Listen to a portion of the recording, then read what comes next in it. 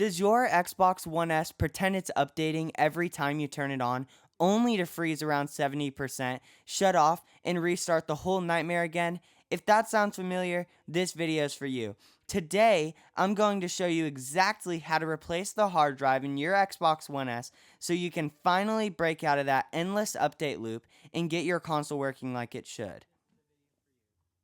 Okay, if you are having an issue like that where your console is updating, saying it's updating, never completing and just restarting, or it is just booting, saying Xbox One, and not turning on, this video is for you. So, your first step out of anything, I'm gonna take just a screwdriver, but any like small object, and remove this warranty sticker. Actually, if you are in the US like me, warranty stickers don't actually mean anything. In the edit, I'll probably correct that if I'm wrong. But if it's not different, that was fact checked and true. So you can take that warranty sticker off. Likely these are so old that you don't have a warranty anyway. But if you do somehow still have one, this should not void your warranty. Okay, so now that you've taken your warranty sticker off, see that's exposed. You're going to start and grab what's called a spudger. So if you need to buy one, it's called a spudger. And start prying this black away from the white. So like you're gonna put your tool in, kind of try and pry. It's gonna take some force. Pry, see, like that. Start prying the two halves apart. This console I just bought off Facebook Marketplace and has already had somebody inside of it, so I'm pretty much able to just do it with my hands, but it's going to be a little more difficult for you if your console's never been opened.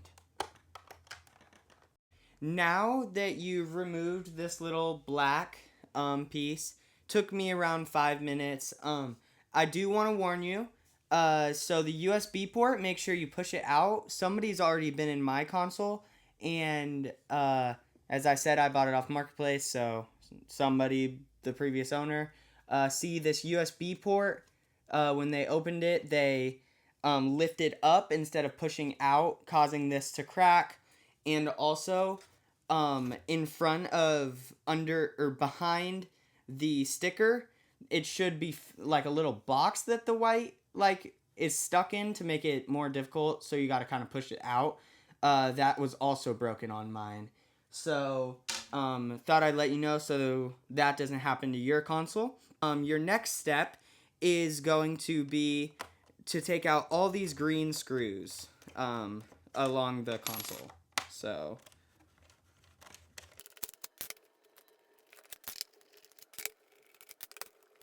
removed the green screws, you can pop this little back panel out. Pretty simple, just a few clips, and then it should pretty much come out. As you can see, just some clips holding it in. Actually, once you get the most of the clips out, the console will actually just fall out. So you don't even need, see that it's mostly out.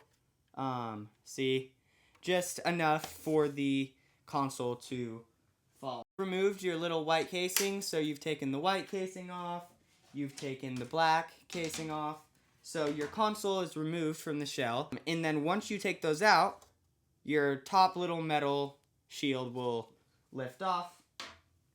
It is really dusty in here. Okay, so once you have removed that, you can continue to, I think this drive should be able to This is future me. What you're going to be continuing to see me do is struggle for the next few seconds, trying to get the drive out, to then realize there's screws holding it in the bottom. So to remove your disk drive, you're going to remove this screw right here, so the one further away, labeled C4. So remove this screw. Okay, and then be careful because your drive is now free. Now that you've unscrewed your drive and it's free, your next step, at least for me, because this port is really stuck in there and I can't get it out, I am going to take these 4 screws out so I'm able to have the drive without this caddy.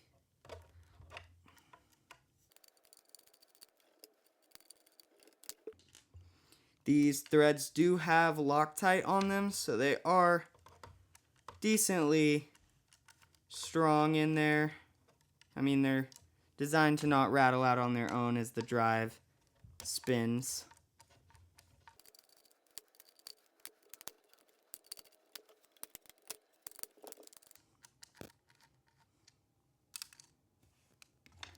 Okay, once you've removed that, now should have better access to your drive to remove it. So you've now removed your drive. You're halfway there.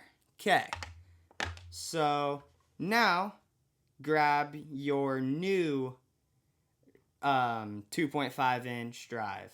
Once you have your 2.5-inch drive, this is just a $60-ish drive on Amazon. I'll try and leave a link to it in the description.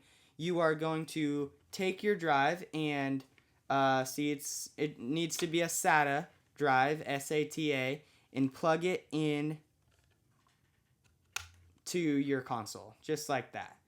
And then, so what your next step is going to be, take your caddy and so that arrow, make sure you line the arrow up with the SATA side, which is plugged in, and then you're going to screw down the 4 caddy screws in sequence.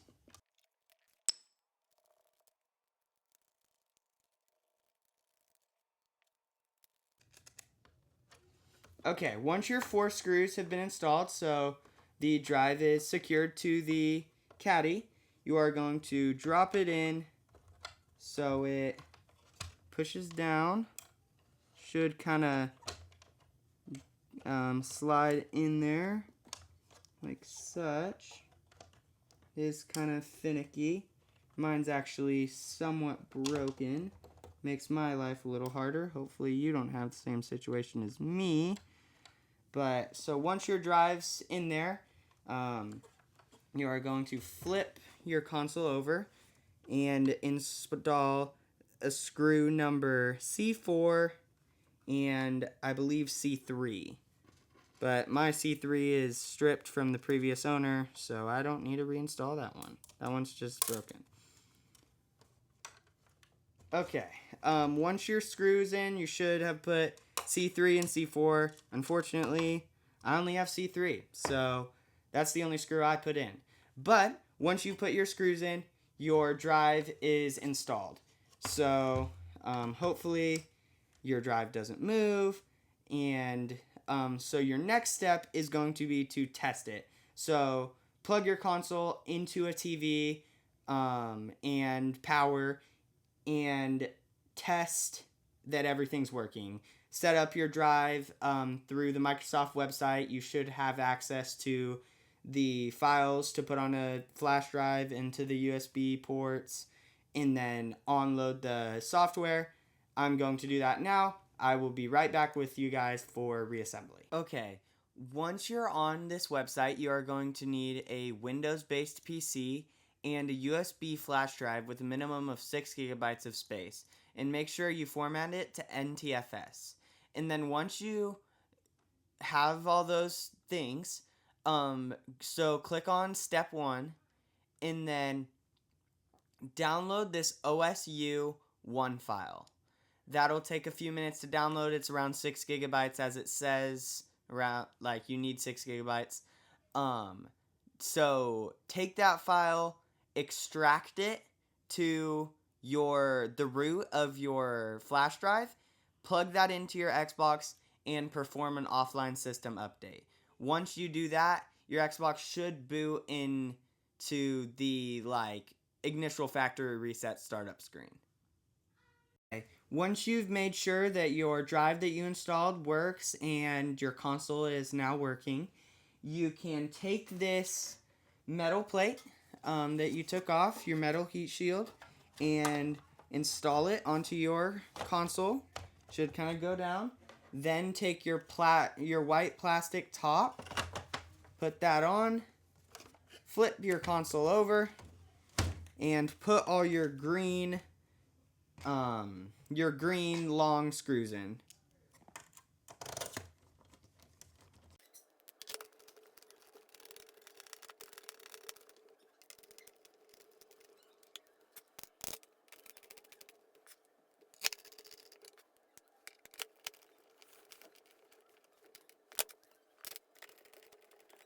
You've put all 6 of your green screws in, you can grab your little plastic backplate and snap it on just like so.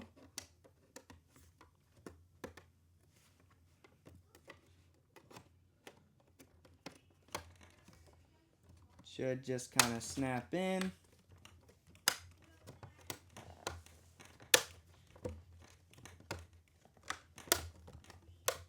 Okay, once you've installed your back, you can take your black bottom plate, make sure it's lined up correctly in the right orientation. Make sure you're not messing anything up. Sorry, gotta turn it around so I can see what I'm doing.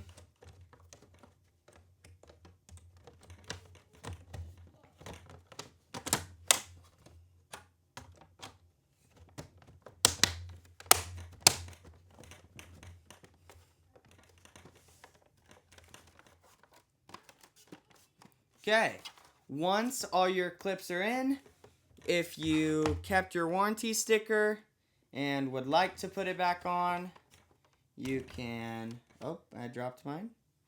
You can put your little warranty sticker back on. Doesn't need to be perfect, obviously you've already opened it, so on there at all is better than nothing. And you're done. You have your Xbox One S that once didn't work, that is now working again. Thank you for watching. If you did enjoy, please consider subscribing. I hope you have a great rest of your day, and I'll see you around.